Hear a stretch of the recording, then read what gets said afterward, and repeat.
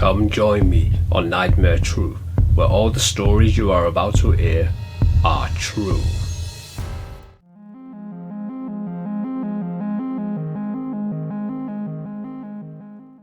June 2014. Derek and Maria Broadhurst moved their belongings into number 657 Boulevard, New Jersey, USA, after buying the home and renovating the house before moving in. They received the first of many sinister letters. The letters told in detail specifics about their car, the basement, which bedroom was where, and even the renovators they had hired. And also creepy specific details about their children. One of the letters consisted of the following words: 657 Boulevard is anxious for you to move in. It has been years since the young blood ruled the hallways of the house. Have you found all the secrets?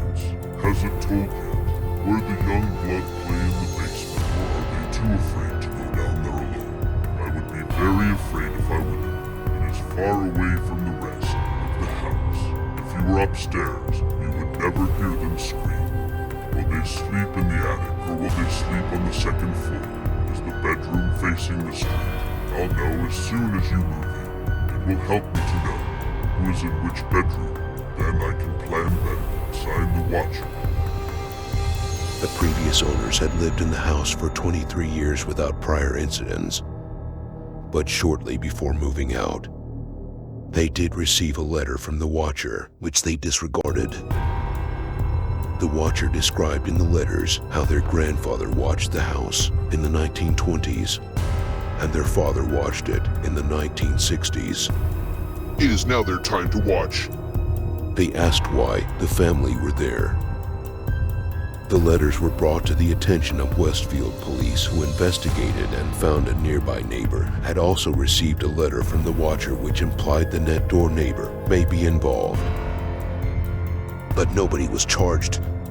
The family were understandably too afraid to move in. Who knows what the watcher would do once they moved in? They may be lurking in the basement, watching, or even prowling the house and watching the family as they sleep. The family were going to have the hours torn down, but the watcher threatened them with violent retribution, suggesting he may make their deaths look like a car accident, or they may get their bones broken, and even a curse consisting of them slowly dying of an illness was to be considered. The family still lived at their old house, but they would be in the new house whilst they renovated and decorated. If the children so much as wandered out of sight, Maria would shout them back. She was afraid of what might happen. One night, Derek was there late at the property and began switching the lights off on the porch. When he thought he saw a dark figure stood watching nearby, he quickly shot off back to his old house to be with his family. Derek was showing off the renovation work to a married couple who lived on the block, and his hair stood on end when he heard the wife say, "It'll be nice to have some young blood in the neighborhood." This phrase was used in the sinister letters from the watcher. Could they be responsible? Derek could not say anything unless he was 100% sure. One day, whilst Maria was in the house alone, another letter arrived from the watcher. The watcher revealed they had learned even more about the family, especially their children, and now they knew their names and even how old they were. He took particular interest in the youngest child, their daughter, who was only 5 years old. He asked if she was the artist of the family after watching her using a paintbrush and easel on the porch. This was not some elaborate hoax letter. Somebody was definitely watching them. Derek and Maria were in a nightmare.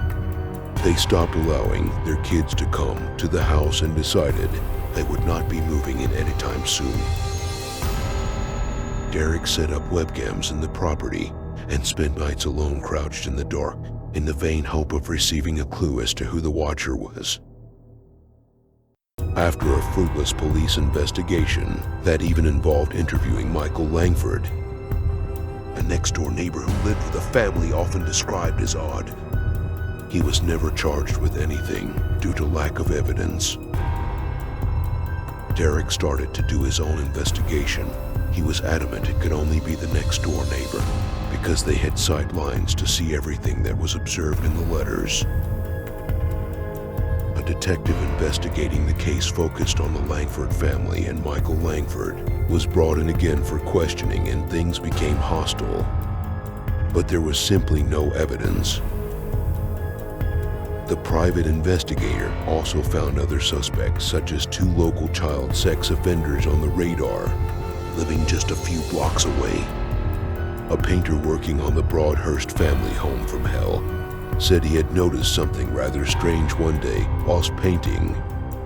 There were an elderly couple who lived behind 657 Boulevard. They kept a pair of garden chairs close to the back of the Broadhurst property. So close, it seemed strange. One day the painter saw through the window. An old guy sat in one of the chairs, but he was not facing his own house. He was facing the Broadhurst property, staring right at the house. The investigation stalled. There were no more clues, nothing to steam ahead on. Several nights would involve Derek racing to the house to switch off the house alarm, armed with a knife. Who was setting the alarm off? Was he alone? Other letters arrived, becoming more and more disturbed, with one letter disturbingly asking the Broadhurst family to allow the young children to sleep again in 657 Boulevard house. In 2016, the house went back on the market, but many buyers backed out after seeing the letters and hearing the stories of the sinister watcher. The Broadhurst family decided to rent out 657 Boulevard. It wasn't long before they found a tenant. He was told of the incidents. He was seemingly unfazed by the stories of the watcher. Just 2 days later, the occupant received a letter from the watcher. It was an angry letter.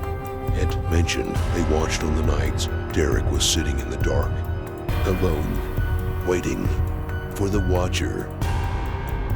The watcher was there, watching. The letter even mentioned the new occupant, who was unsettled but agreed to stay after cameras were installed around the house. To this day, it is still not known who the watcher is. Could they be watching you? I hope you enjoyed those tales of haunts and terror. And remember, did you lock your door? Sleep tight.